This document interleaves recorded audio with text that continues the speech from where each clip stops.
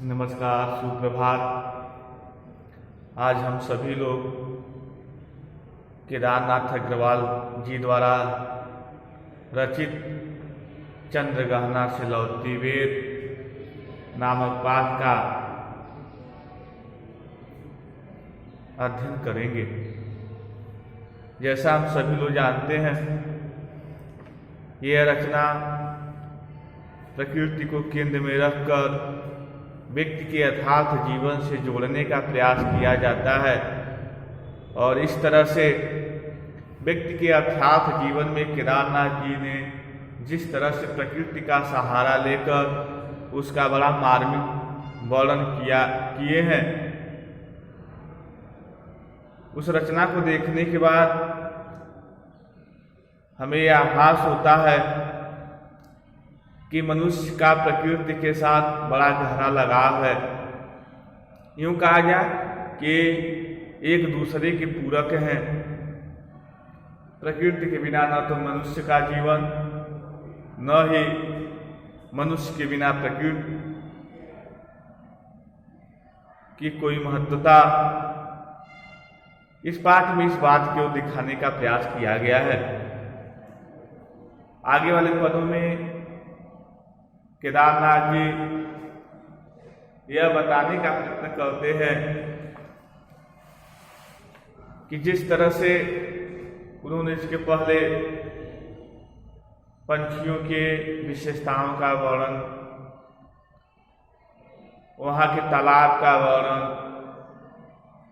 वहाँ के खेतों में लगने वाली हरियाली, तमाम तरह के जो अनाज के पौधे हैं, चाहे चना है, चाहे अलसी है, तीसी है, सरसों है, इत्यादि चीज़ों का वह वर्णन बड़े मार्मिक ढंग से प्रस्तुत करते हैं। फिर वह अपनी रचनाओं को आगे बढ़ाते हुए वह एक स्थान का भी वर्णन, प्रकृति के उस मनोहर दृश्य के से प्रभावित होकर उसका भी वर्णन करते हैं। वह जगह है चित्रकूट। चित्रकूट की अनगह चौड़ी। अनगह चौड़ी शुरू होता है कि चित्रकूट की अनगह चौड़ी, अर्थात अनगढ़ मतलब होता है टेढ़े मेढ़े, उबड़ खाबड़, जो भी कह सकते हैं। अनगढ़ टेढ़े मेढ़े, उबड़ खाबड़। तो चित्रकूट का जो स्थान है वह टेढ़े मेढ़े है, उबड़ खाबड़ है और इस तरह से चित्रकूट का जो धरातल है बहुत चट्टान की तरह से दिखाई देता है। कवि चित्रकूट के उस धरातल से काफी प्रभावित होते हैं और लिखते हैं कि चित्रकूट की अनगढ़ चौड़ी, अर्थात कवि के आंखों के सामने चित्रकूट दिखाई दे रहा है। उस बेडौल कहा जाए, मजबूत को बेडौल, टेढ़े मेढ़े, उबड़ खाबड़ पहाड़ियां, कम ऊंची ऊंची पहाड़ियां। इस तरह से कवि चित्रकूट के उस स्थान को देखते हुए जो बहुत बेडौल है, उबड़ खाबड़ है, टेढ़ा मेढ़ा है, उस पर जो पहाड़ियां हैं, कहीं छोटी हैं, कहीं बड़ी, अर्थात नीचे ऊपर, अर्थात कहीं छोटी पहाड़ियां, कहीं बड़ी पहाड़ियां बहुत दूर तक दिखाई देती है। दूर दिशाओं तक फैली है, दूर दिशाओं तक, जहाँ तक हमारे नेत्र की पहुँच है वहाँ तक ये पहाड़ियाँ हमें दिखाई देती हैं। फिर आगे कहते हैं बाज भूमि पर,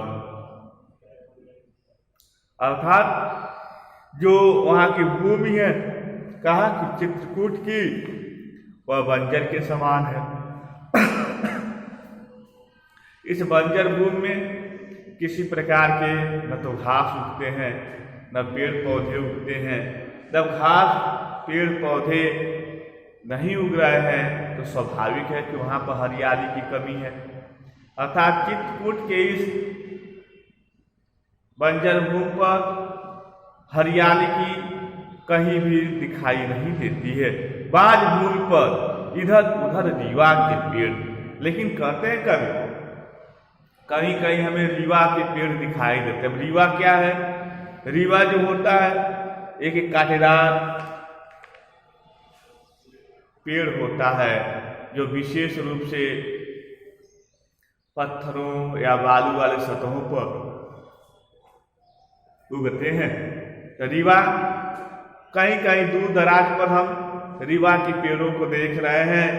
अब ये रीवा के पेड़ जैसा हम बता रहे हैं कांटेदार होते हैं, पत्तियां अत्यंत कम होती हैं और इस तरह से जो यूं कहा जाए कांटेदार कुरूप खड़े हैं। आगे की लाइनों में है कुरूप जिसमें न तो हरियाली है न बैठकर किसी पथिक को सूर्य के प्रकाश से बचने के से कोई पथिक अपने आप को बचाना चाहता है, इन पेड़ों के नीचे बैठकर यदि छाया भी प्राप्त करना चाहे तो इन पेड़ों से छाया भी उसे प्राप्त नहीं होगी। कहने का तात्पर्य है कि रीवा का जो पेड़ है कांटेदार है और उसकी दूसरी जो विशेषता है क्या और विशेषता का डिमेरिट है वो कांटेदार है, उसमें पत्तियां बहुत कम हैं, छायादार भी नहीं है। कोई पथिक के उनके छाव में गर्मी से निजात पाना चाहता है तो वह नहीं पा सकता है। आगे कहते हैं, आगे की पंक्तियों में कवि कह रहे हैं सुन पड़ता है मीठा मीठा रस टपकाता सुग्गे का आवाज टे टे टे। अब सुग्गे पोखर के किनारे पोखर है, पोखर के किनारे तोता बैठा हुआ है। तोते जब टे टे की आवाज निकाल रहे, बार बार टे टे की आवाज अर्थात उसकी ध्वनि है, जब इस टे टे की आवाज निकाल रहे हैं और कभी जब उन आवाजों को सुन रहे हैं तो तोतों की आवाज मेरे मन को बहुत मनोभावित या यूं कहा जाए कि बहुत भा रही है। अर्थात जो कवि है तोते की आवाज को जैसे ही सुनते हैं, टेटे की आवाज में तोता बार बार अपने ध्वनियों को निकालता है। उस ध्वनि को जब कवि सुनते हैं तो ऐसे स्थिति में उन्हें उसकी आवाज बहुत भा रही है, बहुत सुंदर लग रही है। कवि उत्प्रेक्षा अलंकार के माध्यम से कवि अपनी बातों को रखने का प्रयास करते हैं। उत्प्रेक्षा अलंकार जहाँ मनु मानो जनु जानो चाहे के याद शब्द आते हैं वहाँ पर उत्प्रेक्षा अलंकार होता है। कवि कहता है कि तोते की जो आवाज है सुनने बाद मानो मीठा मीठा रस टपकता है, अर्थात मीठा मीठा रस उसके अंदर मीठे मीठे रस की अनुभूति हो रही है। सुन पड़ता है वनस्थली का हृदय चीरता। वनस्थली मतलब होता है जंगल। वनस्थली मीन्स क्या होता है? जंगल सुन पड़ता है और इस तरह से ऐसा आभास होता है कि ये जो पंछी हैं, जो जंगल, जो वनस्थली है, जंगल का हृदय, हृदय मतलब कि बीचों बीच सन्नाटा, अर्थात ये पंछी अपने मनमोहक आवाज के माध्यम से जो वनों में सन्नाटा छाया हुआ है, जंगल में जो निस्तब्धता छाई हुई है, उसे अपने उस सुंदर आवाज के माध्यम से तोड़ने का प्रयत्न कर रहे हैं या उसमें कोलाहल भरने का प्रयत्न कर रहे हैं। फिर दूसरी ओर कहते हैं, दूसरी ओर कहीं से सारस के जोड़े के जो सारस पंछी है, सारस का स्वर, जो सारस का स्वर है टीरटो टीरटो, और सारस कैसा बोल रहा है? टीरटो टीरटो की आवाज में। कभी उसकी आवाज को पहचान के लिखते हैं कि सारस जो है टीरटों टीरटों की आवाज में बोल रहा है और इस तरह से मन होता उड़ जाऊं मैं। जब सारस की मैं आवाज को सुनता हूं, कौन कह रहा है? कवि। कवि ये कहते हैं इन पंक्तियों के माध्यम से, मैं सारस की जब टीरटों टीरटों की आवाज को सुनता हूं तो मेरे मन की यही अभिलाषा होती है कि मैं भी उड़ जाऊं। किसके साथ? उन सारसों के साथ उड़ जाऊं, उन पंछियों के साथ उड़ जाऊं। पर फैलाए सारस के सब, पर मतलब पंख। जिस प्रकार से सारस जो पंछी है अपने पंखों को फैलाकर आकाश गंगा के उस क्षितिज पर उड़ता हुआ चला जाता है अपने लक्ष्य तक, उसी तरह से कवि भी उस सारस पक्षी के समान ही उसकी आवाज से इतने प्रभावित होते हैं कि सोचते हैं कि हम भी उड़ते उड़ते उसके साथ चले जाएं। फिर जहां जुगल जोड़ी रहती है, इस तरह से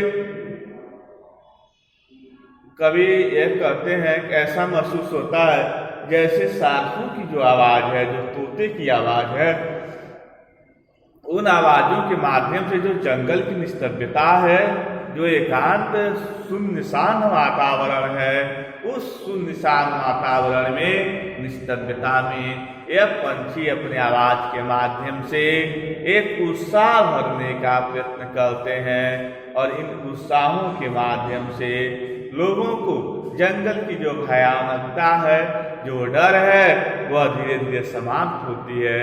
लोग उत्साहित होते हैं और इस तरह से जंगल में आनंद का वातावरण लोग महसूस करते हैं। कहते हैं आगे,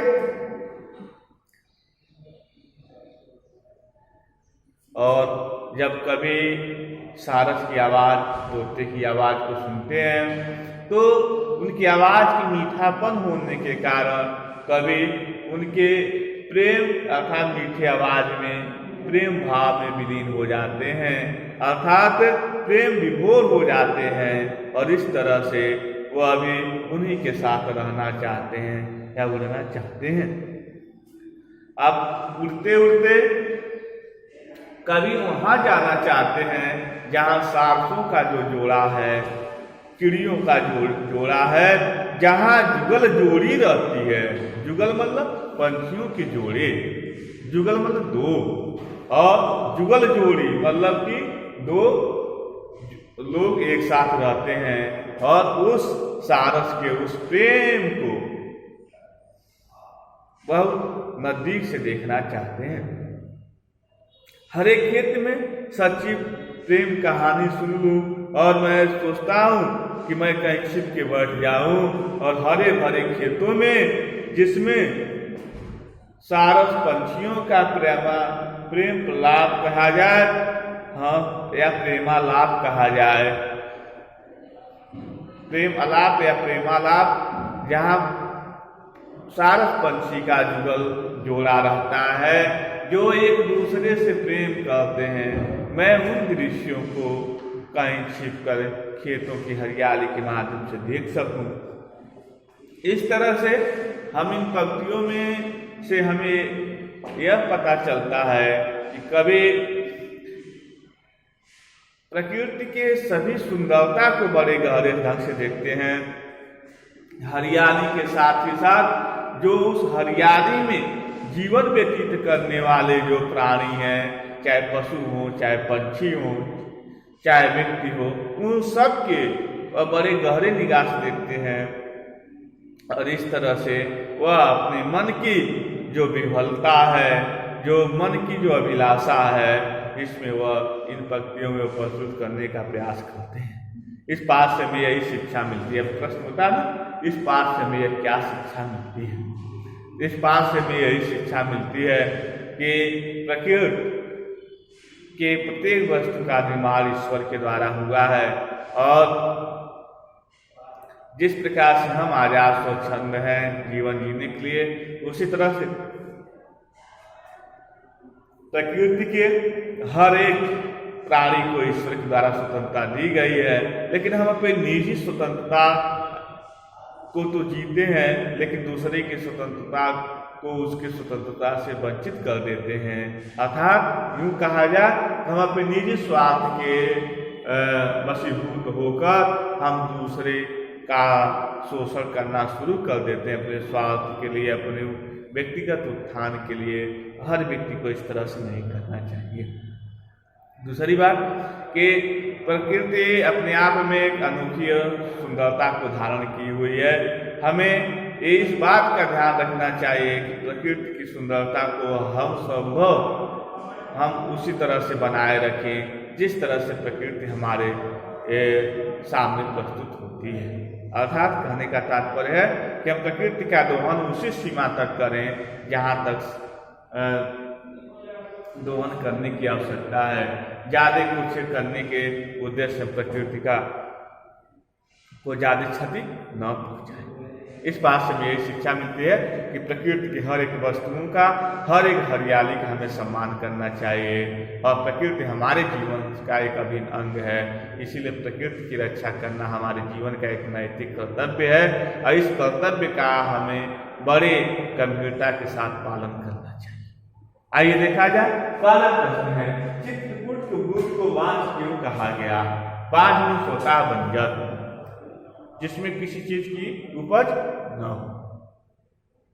तो चित्रकूट की जो भूमि है उबड़ खाबड़ है, टेढ़ी मेढ़ी है, बड़े बड़े पत्थर पड़े हुए हैं। इन पत्थरों पर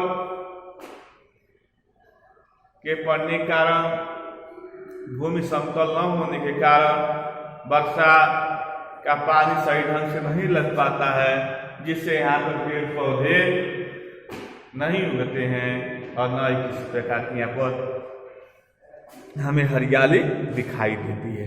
ये होता है चित्रकूट की भूमि। अब अगला प्रश्न हम देखते हैं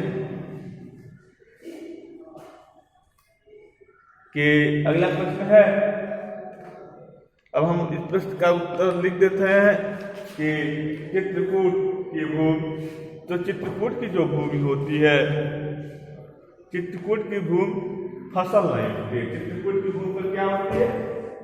फसल नहीं होती है। चित्रकूट की भूमि पर फसल नहीं उगती है। क्यों? चित्रकूट की भूमि पर फसल नहीं उगती है। क्यों?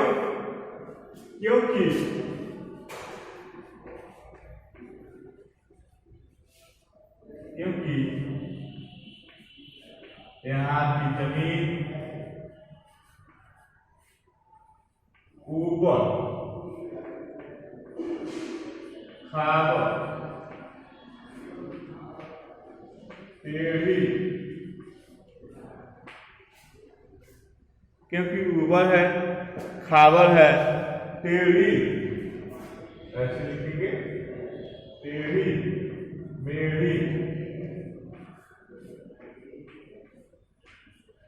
होने के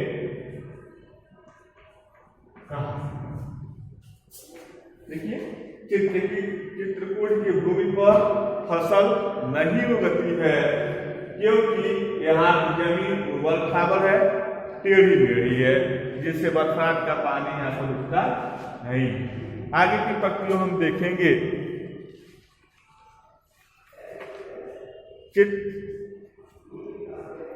अनगढ़ का आशय है उबड़ खाबड़ और अव्यवस्थित। अनगढ़ का आशय है ऊबड़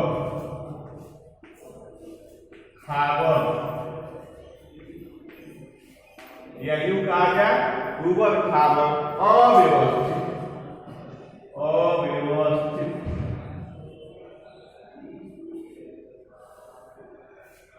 अव्यवस्थित रूप से है, इसीलिए इसको हम कहते हैं कि ऊबड़ खाबड़ है, अनगढ़ है। आइए और प्रश्न देखते हैं। वनस्थली का हृदय चीरता से क्या आशय है? वनस्थली का हृदय चीरता से क्या आशय है? तो यहाँ पर हम देखते हैं कि वनस्थली का हृदय तीव्रता से क्या आशय है? क्या आशय? तो उत्तर इसका हम लिखते हैं, यहां लिख लीजिए।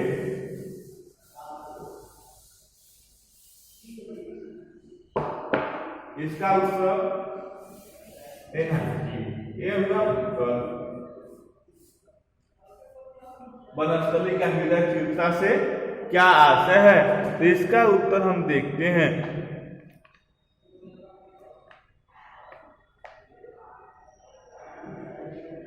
जंगल को पूरी तरह बुझता हुआ, जंगल में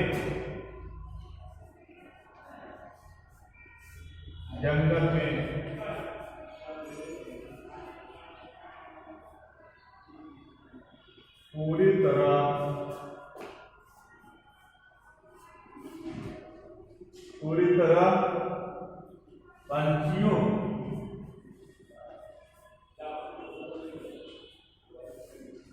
की आवाज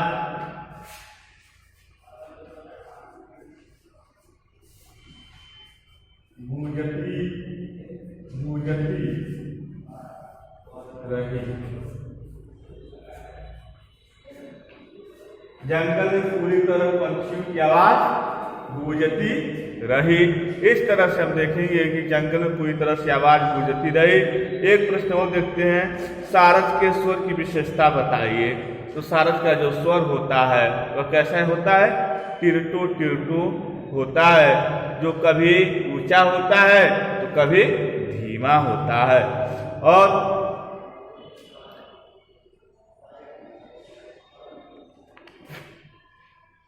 आगे आप देखेंगे कि रीवा के पेड़ की कौन सी विशेषताएं हैं। प्रश्न बनेगा ना, रीवा के पेड़ की कौन सी विशेषताएं हैं?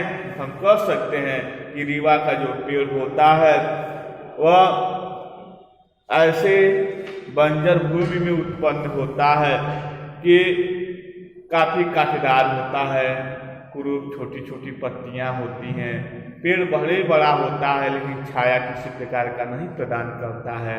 इस तरह से हम कह सकते हैं कि रीवा का पेड़ उस स्थान पर उगता है जहाँ पर हरियाली का एक भी पौधा में दिखाई नहीं देता है। ऐसे संघर्ष करके वो उगता है, लेकिन उसकी जो डीमेरिट होती है वह इतना सघन या घनघोर नहीं होता है। वह अपने पत्तियों के माध्यम से आए हुए पथिकों को गर्मी से निजात पाने के लिए उन्हें छाया उत्पन्न कर सके।